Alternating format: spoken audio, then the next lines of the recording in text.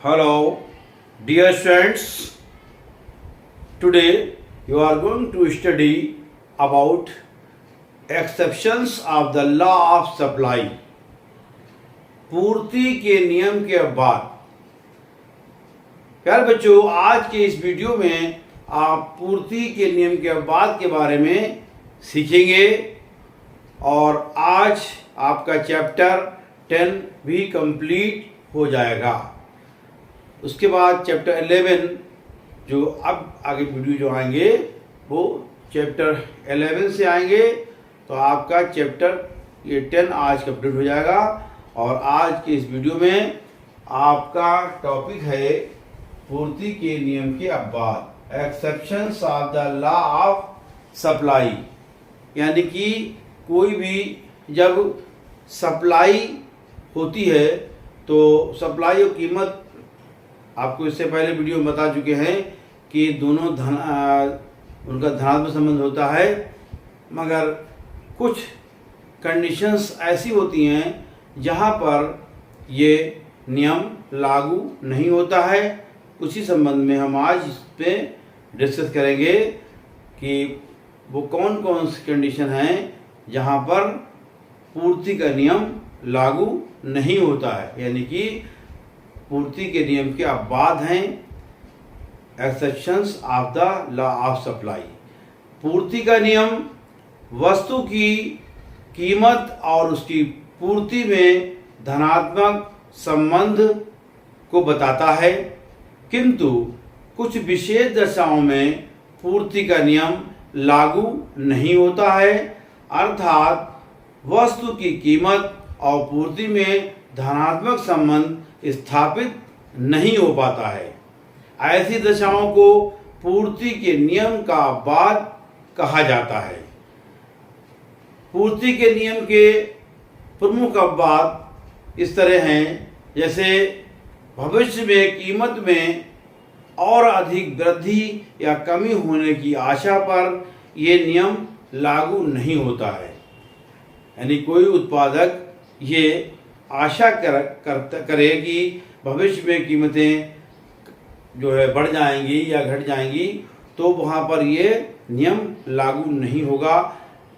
माना कि वस्तु की कीमत में वृद्धि हो जाती है, किसी वस्तु की कीमत में वृद्धि हो जाती है, परंतु उत्पादक ये आशा करते हैं कि वस्तु की कीमत में अभी और वृद्धि होगी। यानी किसी वस्तु में अगर कीमत में वृद्धि हो जाती है और उत्पादक ये आशा करता है कि अभी इसमें और कीमत में और वृद्धि होगी, तो वे अधिक लाभ की आशा में इस बढ़ी कीमत पर भी वस्तु की अधिक मात्रा नहीं बेचेंगे, बल्कि पूर्ति में और कमी करेंगे।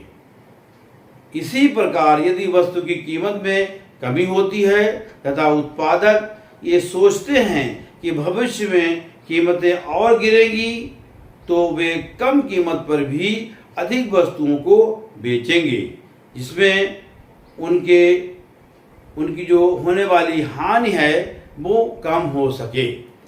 यहाँ पर ये नियम लागू नहीं हो रहा है कि किसी वस्तु की कीमत बढ़ गई है फिर भी उस उत्पादक जो है उसकी पूर्ति नहीं कर रहा है, क्योंकि उसे आशा है कि इस पे आगे कीमतें और बढ़ेंगी, तो वो उस आशा में पूर्ति को नहीं बढ़ाता है। इसी तरह से इसका विपरीत, अगर किसी वस्तु की कीमत में कमी हो जाती है तो वो उत्पादक की आशा करता है कि हो सकता है और कमी हो जाए, तो उस जो आशा के संबंध में, यानी जो वो सोचता है कि जो रेट जो मूल्य कम हुए हैं और करना कम हो जाए, तो उसमें वो पूर्ति को बढ़ा देता है।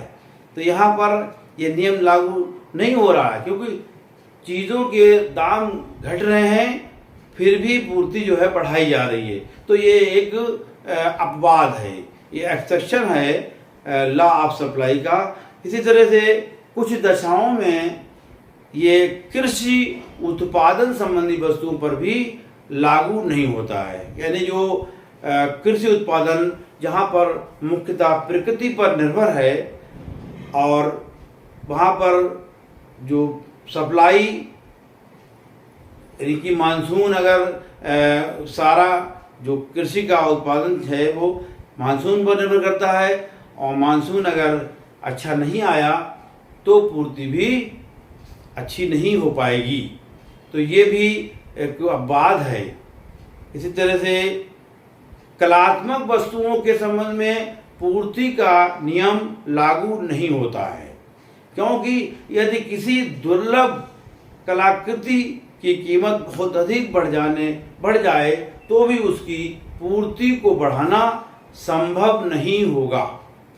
यानी यहाँ पर जो पूर्ति का नियम ये बताता है कि कीमत बढ़ने से उसकी पूर्ति बढ़ जाती है, मगर यहाँ पर ये अब बात है कि कोई भी कलात्मक वस्तु अगर है उस संबंध में कि कोई कलाकृति है उसकी कीमत अगर बहुत अधिक बढ़ जाती है फिर भी उसकी पूर्ति जो है वो बढ़ाना संभव नहीं हो पाता है। इसी तरह से जो नीलाम की जाने वाली वस्तुएं हैं उनमें भी ये नियम लागू नहीं होता है। नीलाम की जाने वाली वस्तुओं के संबंध में पूर्ति का नियम लागू नहीं होता है, क्योंकि उस वस्तु की कीमत में बहुत अधिक वृद्धि या कमी होने पर भी उसकी पूर्ति को बढ़ाना या घटाना संभव नहीं होता है। यानी जो वस्तुएं जो नीलाम की जाती हैं, जो वस्तुएं, उनके संबंध में ये भी पूर्ति का नियम इसमें वहाँ पर भी लागू नहीं हो पा रहा है, क्योंकि अधिक वृद्धि या कमी होने पर भी उसकी पूर्ति को बढ़ाना संभव नहीं होता है।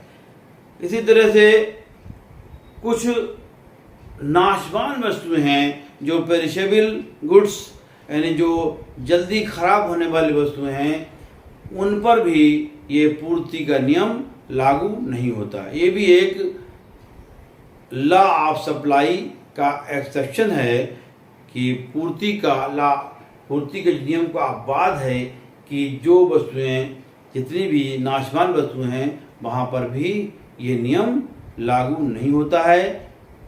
क्यों लागू नहीं होता है?